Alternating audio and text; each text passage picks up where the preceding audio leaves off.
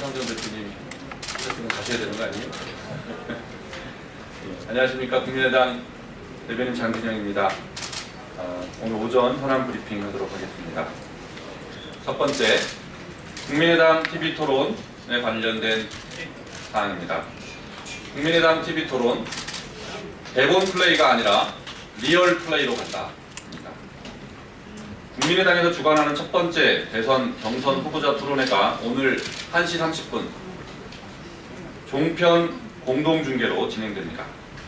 TV조선, MBN, 연합뉴스 TV 이 세 개 회사가 공동중계하는 오늘 토론은 두 차례의 주도권 토론을 갖고 후보자 간 차별점을 집중적으로 부각시킬 계획입니다.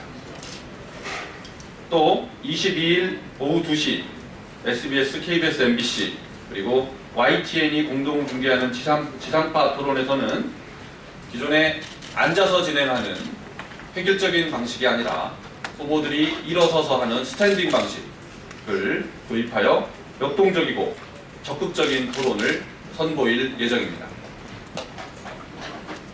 특히 22일 토론에서는 정관용 교수가 진행을 맡았는데 인천대 이진환 교수와 세종 리더십 연구센터의 김은경 원장이 전문가 패널로 참여하여 송곳 같은 질문을 통해 후보들의 자질을 낱낱이 밝혀드릴 예정입니다.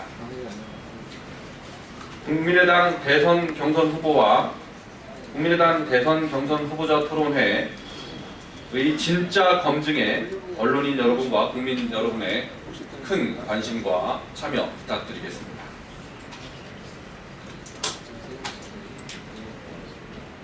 어제 북한의 미사일 실험에 관한 내용입니다. ICBM 엔진 시험, 북한의 무력 도발을 강력하게 규탄한다. 북한이 어제 19일 신형 ICBM 엔진 연소 시험을 전격적으로 공개했습니다. 미국과 중국의 외교장관 회담을 겨냥한 계획적인 도발로 북한 당국은 3.18 혁명, 세계가 곧 보게 될 것이라는 망언까지 내뱉었습니다.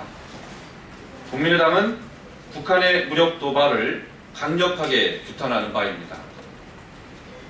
한반도와 동북아시아의 불안을 고조시키는 북한의 무모한 행동은 철저히 배격해야 한다는 것이 국민의당의 흔들리지 않는 원칙입니다. 정부는 북한의 추가 무력 도발을 대비해 만반의 준비를 해야 할 것입니다. 더욱이 다음 달 북한의 대규모 무력 도발을 감행할 가능성이 매우 높다고 보고 있습니다. 북한의 태양절 그리고 인민군 창건 기념일이 있어 ICBM의 시험 발사나 역대 최대 규모의 핵실험 등 강력한 무력 도발이 예상됩니다.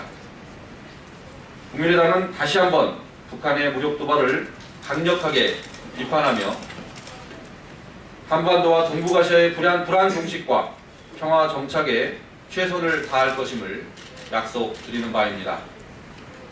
정부 당국 역시 더 이상 미국의 모든 것을 미루지 말고 철저한 국방태세를 유지하며 동시에 북한이 국제사회의 규제에 따를 수 있도록 외교적 노력에도 소홀함이 없어야 할 것임을 촉구합니다.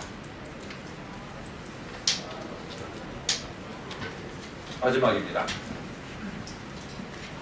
삼성, LG, SKT, KT는 스마트폰의 라디오 수신 기능을 되살려야 한다. 국내 시판 중인 스마트폰의 88.5%에 FM 라디오 수신 칩이 내장되어 있지만 겨우 23%만이 라디오 수신 기능이 활성화된 채로 공급되고 있다는 사실이 오늘자 중앙일보에 보도되었습니다.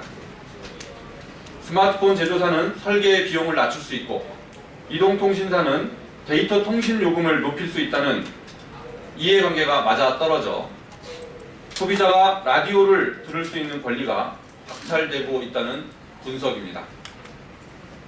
너무나 충격적입니다. 이 보도가 사실이라면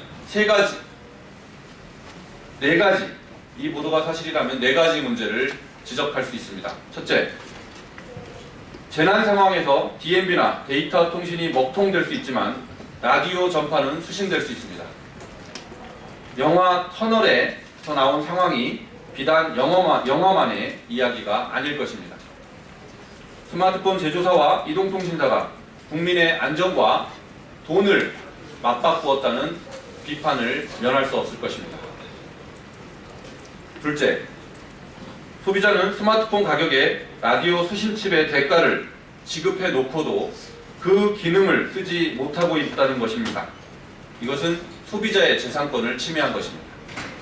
셋째, 소비자는 필요한 정보를 인터넷, DMB, 라디오 중 상황에 맞게 선택할 권리가 있는데 이러한 소비자의 선택권을 침해한 것입니다.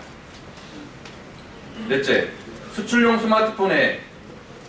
스마트폰에는 라디오 기능을 살려놓고 국내 시판용에만 라디오 기능을 죽여놨다면 이것은 국내 소비자를 봉으로 하는 매우 나쁜 차별 행위입니다.